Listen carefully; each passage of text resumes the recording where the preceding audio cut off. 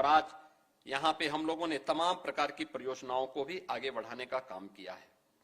आज मैं इस अवसर पर आप सबसे इस बारे में कहूंगा, ये जो कुछ भी आज आपको 23,647 आंगनबाड़ी केंद्रों में सक्षम आंगनबाड़ी केंद्र के रूप में जो विकसित किया जा रहा है, जिसमें LED TV, RO water, nutrition garden, pre school kit, ये सभी विकसित हो रही है। आंगनबाड़ी केंद्र अब दिखेंगे, और अगर स्मार्ट आंगनबाड़ी केंद्र होगा तो आपका मानदेय भी स्मार्ट होना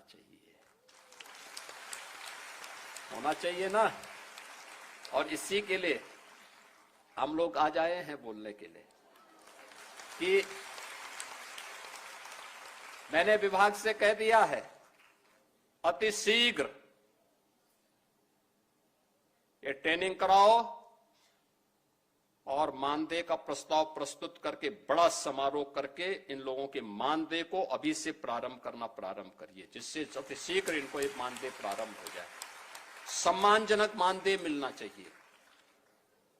सम्मानजनक मतलब न्यूनतम मानदेय की गारंटी मिलनी चाहिए।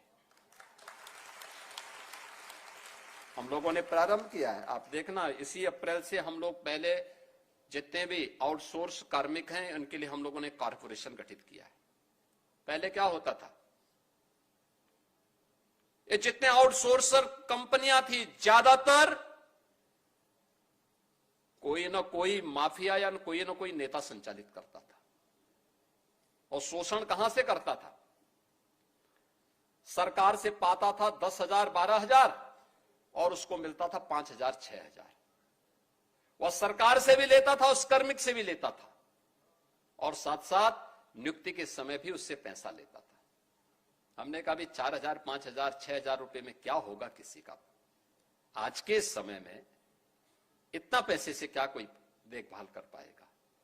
और विभाग को बुला के मैंने बहुत सख्ती से कह रखा है, हर हाल में इसको लागू करो। अप्रैल से मैं चाहूंगा कि इस व्यवस्था को लागू करने की तैयारी करो। अब हम कॉर्पोरेशन को आगे बढ़ा रहे हैं, शोषण मुक्त व्यवस्था बनाएंगे, सम्मानजनक मानदेय अपने कर्मचारियों को देंगे। जो प्रदेश के हित में काम करेगा, प्रदेश के बचपन को संवारेगा, प्रदेश के विकास में भागीदार बनेगा, राज्य सरकार उसके साथ खड़ी होगी, उसको सम्मानजनक जीवन जीने के लिए आगे बढ़ने का अधिकार देगी। और इसके लिए मैं आप सभी आंगनबाड़ी कार्यकर्ती बहनों से कहूंगा, एक बड़ी जिम्मेदारी आपके ऊपर है। यद्यपि आपकी कार्यनिष्ठा पर कोई संदेह नहीं, क्योंकि जब इस संकट में प्रदेश था, हम लोगों ने कोरोना जैसी चुनौतियों को झेला है। और उस समय मैं देखता था बड़े से बड़े लोग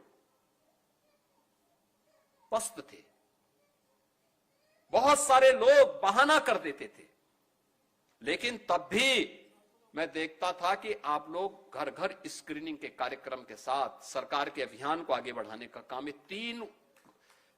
तीन तबके को तो मैंने अपनी आंखों से देखा है, क्योंकि मैं भी निकला था। प्रधानमंत्री जी जब फील्ड में उतरे थे तो मैं भी उतरा था, और हम लोगों ने जिले जिले में जाकर के देखा था।